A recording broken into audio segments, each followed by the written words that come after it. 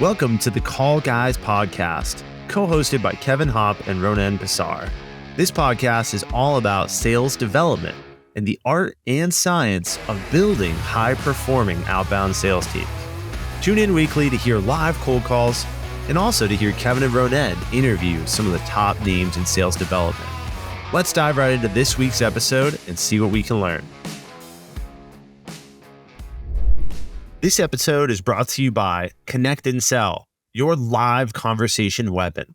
Teams that use Connect and Sell average 5 to 10 times more live conversations every day with their prospects. As a cold calling consultant, I've used every platform out there, and simply put, Connect and Sell is the Cadillac of the sales acceleration space. If you haven't tried it out, your team can try it for free by clicking the link in the show notes below. Gotta love it when the weapon works. You just keep going conversation. This is like the same number of conversations typical SDRs have when they manually dial. When they dial with Connect and Sell or another one? No, with nothing. When you're just manually dialing, this is what you'll have in a full day of dialing, like 3 hours, this many conversations. Yeah. No, I'm with you on that one. I remember when I first saw Connect and Sell, I was like, what the hell is this? We went on a test drive with Jerry and our team booked 7 meetings in, I think it was our test drive day. So in 3 hours, we booked 7 meetings. We used Cognism at the time. I don't have no shame in telling who we use for data. Shane, I want to get back to how you landed on that tone, because you were about to say something pretty insightful, which is when callers get started, they are calling up.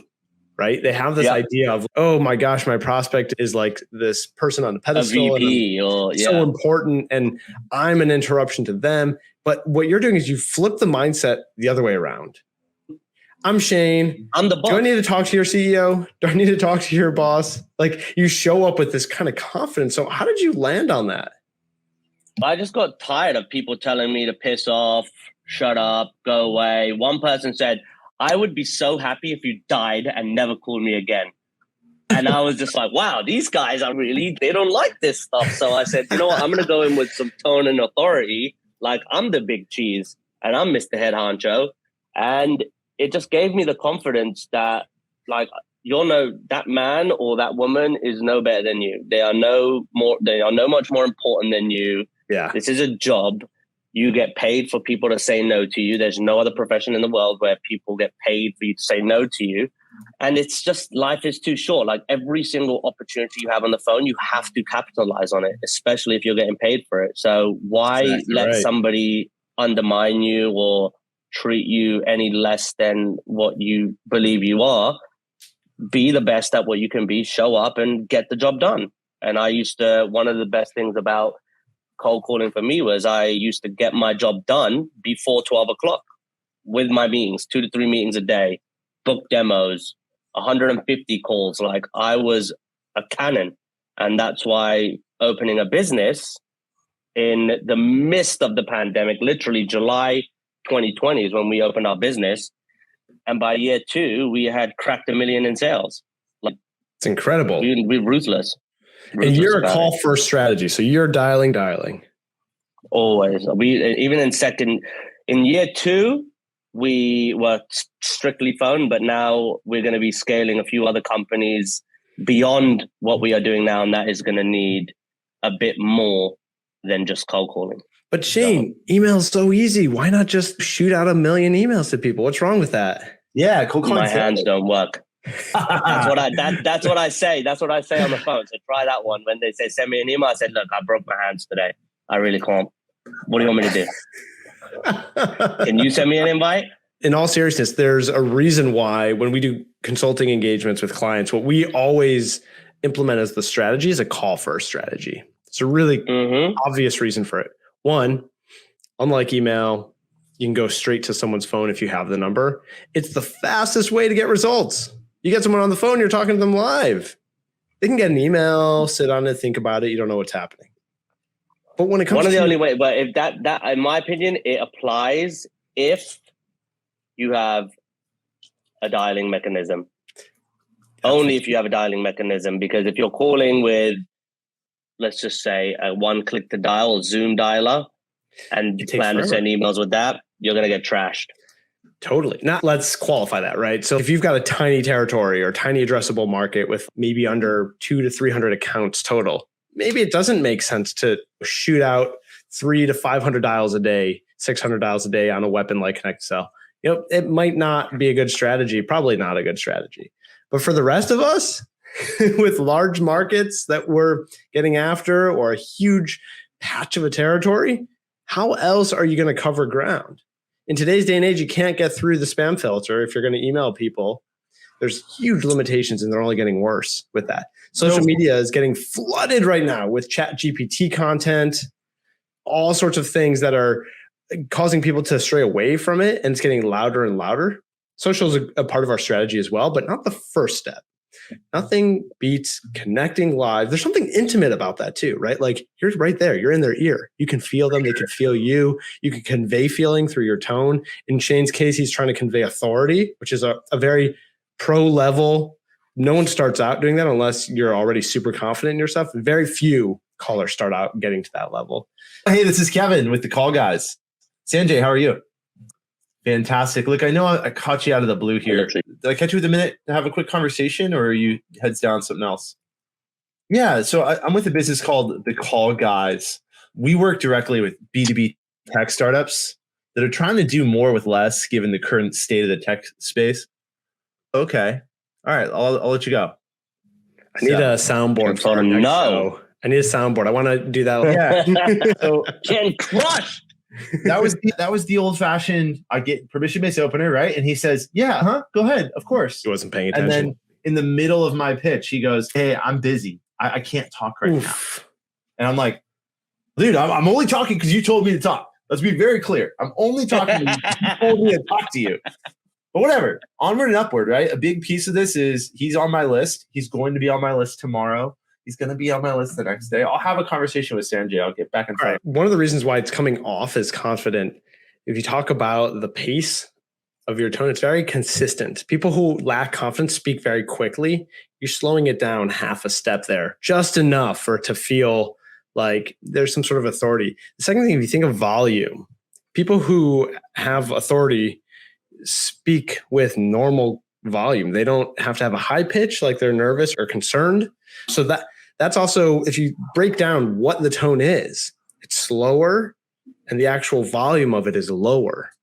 And the slow and low is a great combo to come off as confident. Slow the pace down, low the volume. And when you do that, I also taught Jordan Belfort. Yeah, so Jordan Belfort, I taught him what he does now. Yeah, a big deal. Straight line. You guys know about the straight line method?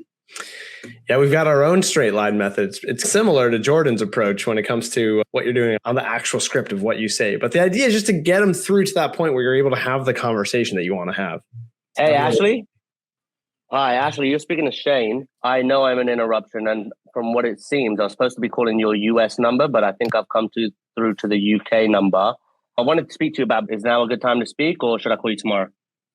Absolutely. Is there a time that works best for you? I don't want to disturb you during the day. 3 or 4.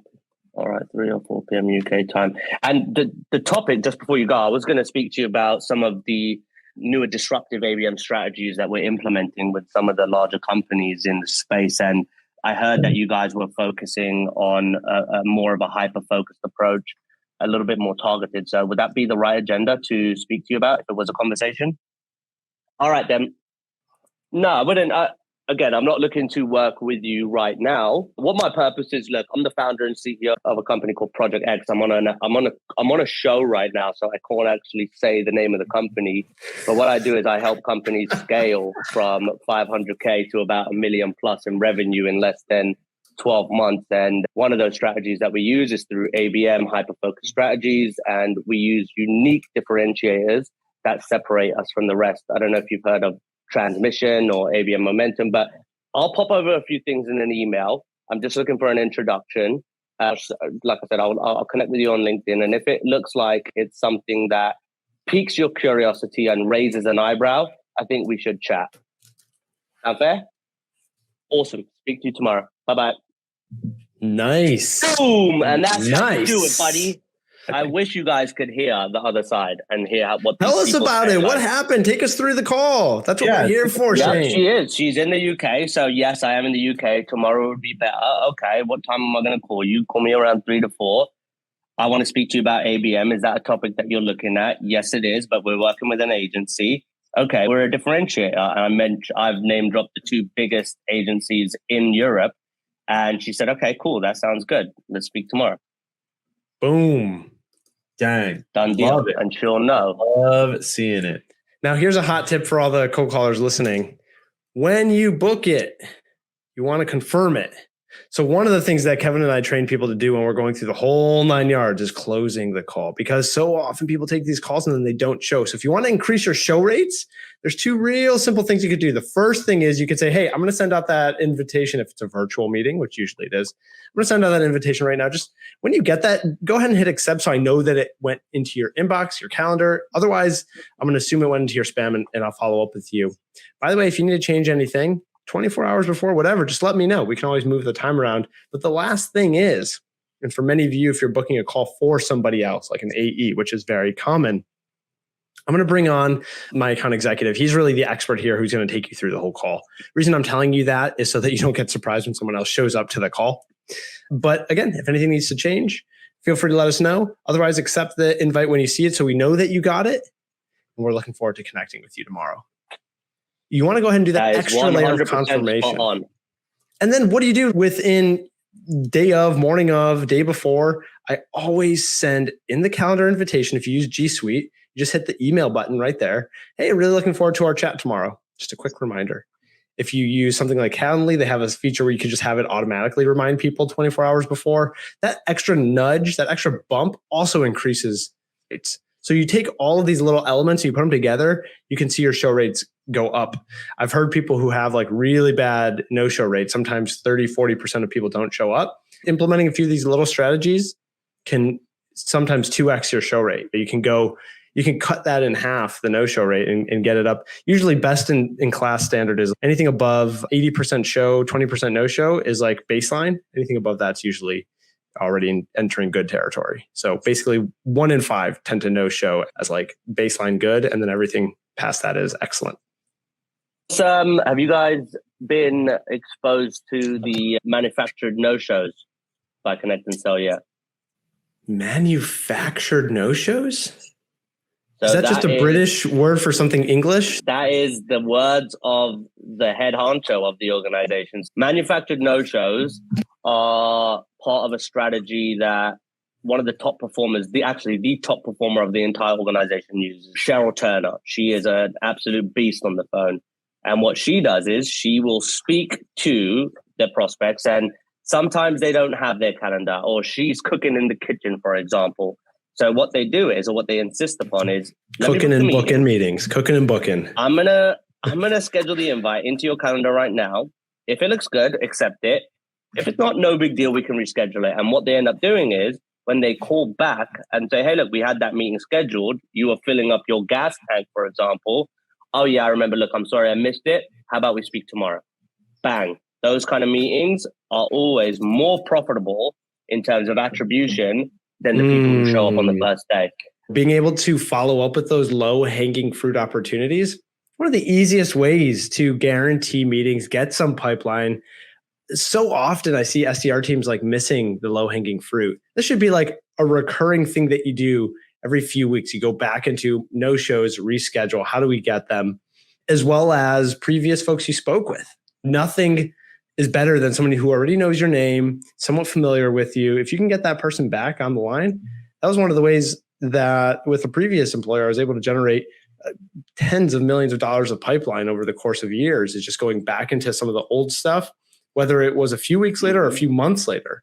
But the no-shows, oh man, do not sleep on those. That's an easy way to get a few extra meetings that are going to be usually, like Shane is saying here, even better quality.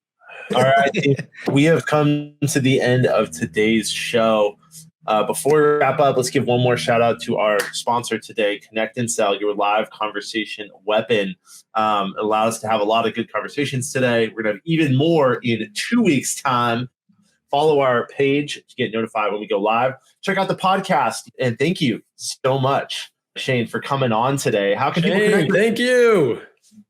What's the best way for people to connect with you? Just LinkedIn, or do you have an idea? LinkedIn, Like the new podcast, Redline Podcast, Ideas Exchange, Sales Driven Limited, Driven Ventures. You can see all on LinkedIn, the websites. That's the easiest way. WhatsApp if you actually know me, or a referral too, but most likely LinkedIn. Love it. Yeah. Love it. All right, everybody tune in next week for another, or 2 weeks from now, for another edition of the Call Guys Making Live Cold Calls. Everybody have a great rest of your day.